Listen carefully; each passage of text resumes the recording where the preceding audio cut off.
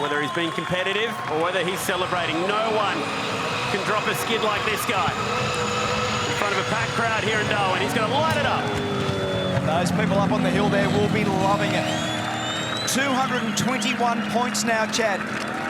300 points for a round weekend. So he's 2/3 of the way into one round as the fans embrace this victory. And this Kiwi is going to take a power of beating in the Repco Supercars Championship for 2021. Will Anton be able to get to the first corner first? He wheels it away nicely, but so does Frosty. He missed a gear. Frosty missed a gear. And on the inside comes Van Gisbergen now. That was a beautiful start to begin with, but he wasn't able to continue it on. Shane dives straight down the inside. Kenny held on to it. He's been hit. Pye's turned him around. That is absolute chaos. Anton gone. They've all crashed into each other. Wow, what a start. Wow. It started right at the start. Mark Winterbottom didn't really launch second phase of the start. The car wouldn't go. There he is. He's parked up. He's got caught up in it as well. This will bring the BP Ultimate Safety Car for sure. There's cars everywhere at turn one. Shane Van Gisbergen up the inside. Big, big move. And look at the cars we have here. They might even red flag this. There's cars everywhere. But Scott Pye... We'll pick that up. Certainly, here we go on the replay. So there we watch Winterbottom first. Gets going and then it dies. It cuts out. He gets out of the way. And that sort of scrambles the field a little bit. Everyone's like, what's going on here? And the traditional three-wide run down to turn one. But here, you can just see Winterbottom's car doesn't go. So that's really weird, isn't it? Because I thought he missed a gear. It looked like a missed gear to begin with. He's reported back now. Here's Van Gisbergen's dive. Very, very aggressive by the championship leader. And then, yeah, he bucked up. Scott Pye got him, didn't he? Yeah. So, and then it stacks on. I mean, they enter three wide going into turn one, and when you find yourself turned around at the front of the field. Here we go, Mark Winterbottom. Let's listen to this. Yeah. Oh, no, it just turned itself off. Full cut out. Yeah, full cut out. So that's an ECU drama, probably. Certainly electrical issue, and that parked him on the outside. Now, watch the chaos that unfolds. The dive on your top left of screen, and then watch them all park up. So Whincup got hit because of that, and then bang, right-hand front contact there for Frosty into Anton's car. Here's the onboard shot. Anton just dragged a little bit wide, and then bang, he got hit. So Scott Pye caused that first rotation, and then chaos. Oh. And that is real. That's exactly the feeling and the sound you get. We'll pick it up here as we see Anton. He's stuck there, nowhere to go. Oh, look at Coulthard's car up.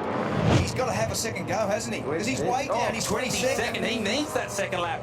Checker flags out. So the car's across the line now. This is it. Forward wide, coming onto the front straight, trying to get on the throttle as early as possible. Here comes Will Davison. He's on a really good cumulative second run, and so's Winterbottom. What has Mark Winterbottom got for us? He's going to be up there somewhere. He comes up to third.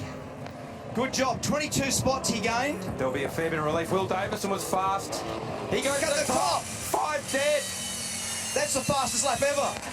That is the fastest lap ever at Hidden Valley. A 5:05. Faster than Di Pasquale from yesterday. What's Di Pasquale do? Not quite there, a 5:62. So a 5:05. What a great response by Will Davison. You spoke about the tyres, you spoke about the benefit. He's put them to good use and has brained them. Mate, to go from the back of the field yesterday to the front row pole position, we wait for Mostert to cross the line. He comes up 16 spots to P8. He comes to second with a 5:22. James Courtney now crosses the line. Where does this one put him? He goes to the third with a 5:24. That's a great lap from JC. Here come the Shell cars. What have they got? Davison, a 4:95. So he backs it up beautifully. Di Pasquale goes a 5:08. But Davison has just over a tenth over Van Gisbergen. But great job, everybody down there. How's that? Fantastic job by everybody at DJR. Now, Will Davison gets his first pole for DJR today. He gets a second one straight up. Anton Di Pasquale did the same thing at Tailem Bend in Adelaide. So these guys, when they get on a roll, they have got it sussed. The reigning Superbike champion up against James Courtney in the Boost Mobile Mustang. And look at the Ducati go! That's traction control for you. Superbike Ducati has traction control. We know a supercar doesn't, so Maxwell out of the blocks is gone. He's got much more confidence in the front of the car. the second part of the lap, he's straight onto the tailpipe of Maxwell. Maxwell runs it wide. Opens the door, Courtney goes through. It's going to be very hard for Maxwell to get back around him through this last sector. Final sector, last few corners. Can the Ducati reel in the Mustang? Look how hard Maxwell was pushing through that valley section coming out, and the rear tyre lids up sideways. The bike has traction control, but it enables a little bit of slip. Hard on the gas. Now, this is where the Superbike's got some real go. Look at it go. Pulls out. They're going to be side by side at the finish line just. Closing up the back of Morris to make it 1, 2, 3. And that's really close. Oh, no, Will! Really? And it was the landing that caused it. You know what? They're tough trucks. I don't know if that's going to take off again. Spectacular roll. There's damage to the right rear. In fact, I think that's cut the tyre down. The enforcer pulls up to make sure he's okay. And the crowd cheer as the KMC wheels entry grabs its way back to the pits. That is what it's going to do in the air, and he was very lucky to firstly land back on its wheel. Here's the replay. Watch it when he approaches. A little contact. Yeah, that's what started it, and it's just made the truck come in awkward. And this is very similar to Jake Kostecki's crash at Barbagallo a few years ago. But Youth is putting up a fight today. The Superbike's turning it. Oh, big one in the background as well. Big one down at turn 1. It's a Kawasaki. Yep, that's Matty Walters on board the Rover Coaches connection machine's gone down. Just trying to see where that was. I think that might have been up at turn 5. And Corey Turner as well. Looks like he's off the circuit as well. So that maybe that's turn 1. Looks like it's turn 1 on the exit there of turn 1 where they may have come together. It didn't involve the air fence, and Matt Walters is sitting up, which is a great sign. So with a bit of luck, we might be able to get a restart here. Yep, Matt Walters handing over his helmet there. As you can see them come down the straight here.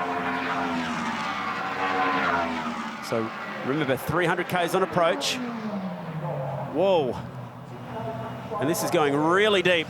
Oh my goodness, off the curb, hits the other side of the curb, and that's clearly some level of failure, whether it be brake or throttle. But that is incredibly frightening. Well over 300 clicks on the approach to that happening. And he has done an incredible job to avoid those guys as best as he could. Now, we've seen already that supercars can do 11s in the quarter mile.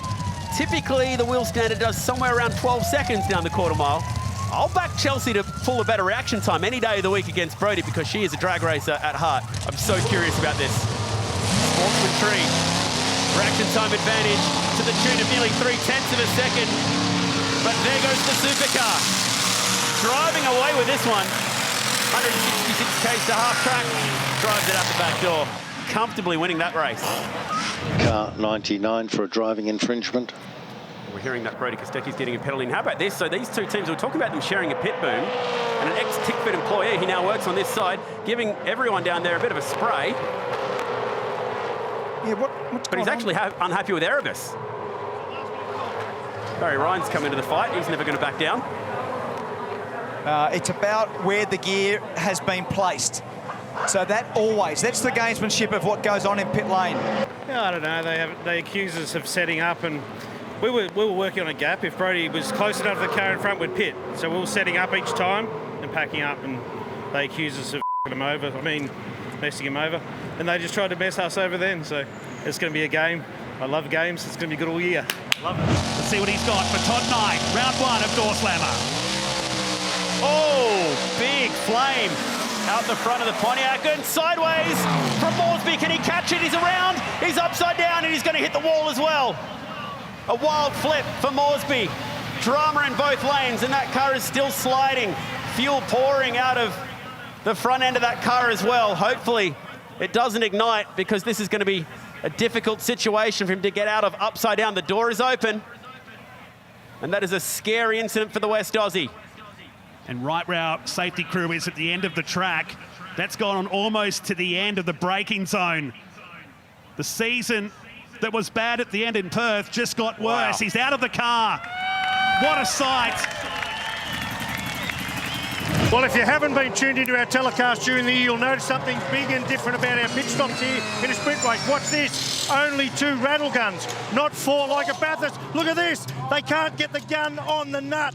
They can't get the safety lock. There's a little prong inside that rattle gun. He's trying to bang the little red safety catch in, and it won't go in, so the nut, the gun, the socket, won't engage on the gut. There goes Chaz, right behind me. Oh, wow, catastrophe. This should have happened in 4 seconds. 2 rear tyres. Oh, bad news. Almost 30 seconds. Cast your mind back if you weren't with us. Oh, bonnet up. So is that Kostecki wildcard, or is that forward? It's forward, yeah. I think right forward, unfortunately, that bonnet's come up, and I'd say they've probably forgot to put the bonnet pins in. It does look a lot like it, doesn't it? They're the officials trying to actually get the bonnet done. It looks down. It looks like it's actually done a bit of damage already. So that would happen. He would have flicked the pit limiter off, 40k an hour in pit lane, took the limiter off. Now they've got the bonnet down. They'll put those bonnet pins in, hopefully. Off the road, Will Brown. That's the same spot. He's been able to turn it around, but he was actually going against track direction when he did that. He was going the wrong way. Where are you going, Will? Just catch Will, yeah. Loses the rear on entry, too wide, misses the turn-in point, and then off into the grass, do a bit of lawn mowing, and how good does that grass look? So Will will get a bill for that. Don't mess up Darwin's beautiful green grass.